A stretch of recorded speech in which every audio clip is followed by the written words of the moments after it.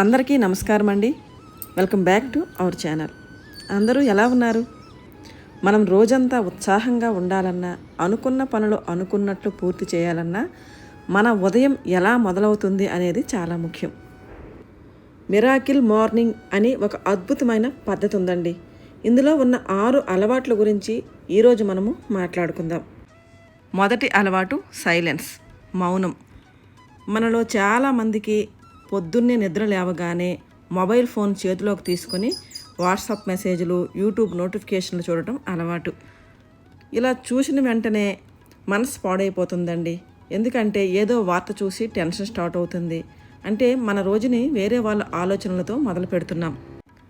కానీ అలా కాకుండా రేపటి నుంచి నిద్ర లేవగానే ఫోన్ ముట్టుకోకుండా ఒక 5 నిమిషాలు ప్రశాంతంగా కూర్చోండి, దేవుడిని తలుచుకోండి, లేదా శ్వాస మీద ధ్యాస పెట్టండి. ఈ 5 నిమిషాల మౌనం మీ మెదడుని రోజంతా ప్రశాంతంగా ఉంచడానికి పనిచేస్తుంది. రెండవది పాజిటివ్గా ఆలోచించడం, ఎఫర్మేషన్ అంటే మన గురించి మనము మంచిగా చెప్పుకోవడం. ఒక్కోసారి మనం పడుకొని లేస్తూనే అబ్బా ఈరోజు నాకు చాలా నీరసంగా ఉంది, నాకు ఏ పని చేత కావడం లేదు, ఈరోజు పనులన్నీ నేనెక్కడ చేయగలను, చాలా అలసటగా ఉంది అని మనసులో అనుకుంటూ ఉంటాం. మనం ఏది అనుకుంటే మన మెదడు దాన్నే నిజం చేస్తుంది. ఈసారి దానికి బదులుగా మీరు నేను చాలా ప్రశాంతంగా ఉన్నాను, ఈరోజు నా పనులన్నీ నేను చాలా ఓపికగా చేసుకోగలను, ఈరోజు నేను టార్గెట్ పెట్టుకున్న పనులన్నీ పూర్తి చేస్తానని అనుకోండి. తప్పకుండా మీరు అలా చేయగలుగుతారు. వినడానికి చిన్నగా ఉన్నా ఇది మీలో ఒక కొత్త నమ్మకాన్ని, ఎనర్జీని ఇస్తుంది. మూడవది విజువలైజేషన్, అంటే జరగబోయే మంచిని ముందే కళ్ళకు కట్టినట్లు ఊహించుకోవటం.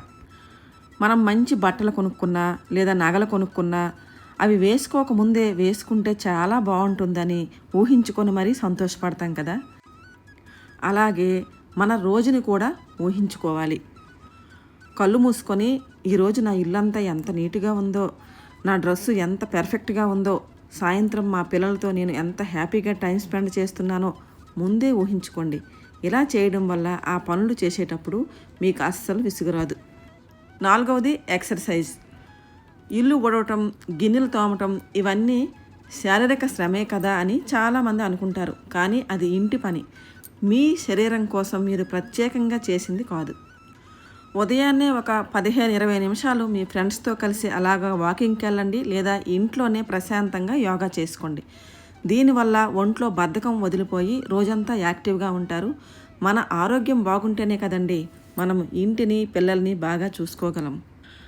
ఐదవది చదవటం. అంటే మనం రోజు పేపర్లో వచ్చే గొడవలు, ఫోన్లో వచ్చే గాసిప్స్ చదువుతుంటాం. వాటి వల్ల మనకి ఎలాంటి ఉపయోగము ఉండదు. దీనికి బదులుగా మీ మనసుకు ప్రశాంతతనిచ్చే భగవద్గీత లాంటి ఆధ్యాత్మిక గ్రంథాలు కావచ్చు, లేదా జీవితంలో పైకి రావడానికి ఉపయోగపడే మంచి మోటివేషన్ పుస్తకాలు కావచ్చు. రోజుకి కనీసం 2 పేజీలు చదవండి. ఆ పుస్తకంలో మీరు చదివే ఒక మంచి మాట ఆ రోజు మీ నిర్ణయాలను మార్చేయగలదు. ఆరవది స్క్రైబింగ్, అంటే డైరీ రాయటం. మనసులో 100 ఆలోచనలు ఉంటే ఏ పని చేయాలో అర్థం కాదు. పాలు పొంగిపోతాయి, కూర మాడిపోతుంది, అంతా కంగారుగా ఉంటుంది. అందుకే ఉదయాన్నే ఒక బుక్ పెట్టుకొని ఈరోజు మీరు చేయవలసిన ముఖ్యమైన పనుల లిస్టు రాసుకోండి. అలాగే దేవుడు మనకిచ్చిన జీవితంలో ఒక 3 మంచి విషయాలను తలుచుకొని థ్యాంక్స్ చెప్పండి. ఈరోజు మా ఇంట్లో అందరూ ఆరోగ్యంగా ఉన్నారు, అందుకు ధన్యవాదాలు అని రాయండి. మీ మనసు ఎంత తేలికవుతుందో మీకే తెలుస్తుంది. ఈ 6 పనులు వినడానికి పెద్దగా అనిపించినా ఒక్కోదానికి 5 నుండి 10 నిమిషాలు కేటాయిస్తే గంటలోపే పూర్తయిపోతాయి. ఒకవేళ మీకు అంత టైం లేకపోతే ఒక్కోదానికి ఒక్కో నిమిషం చొప్పున కేవలం 6 నిమిషాల్లో కూడా దీన్ని ముగించవచ్చు. మీరు ఏదో బలవంతంగా చేసే పనిలా కాకుండా మీ జీవితాన్ని మార్చుకోవడానికి మీకోసం మీరు కేటాయించే టైంలా భావించండి. ఈరోజు మీకోసం నా చిన్న టిప్.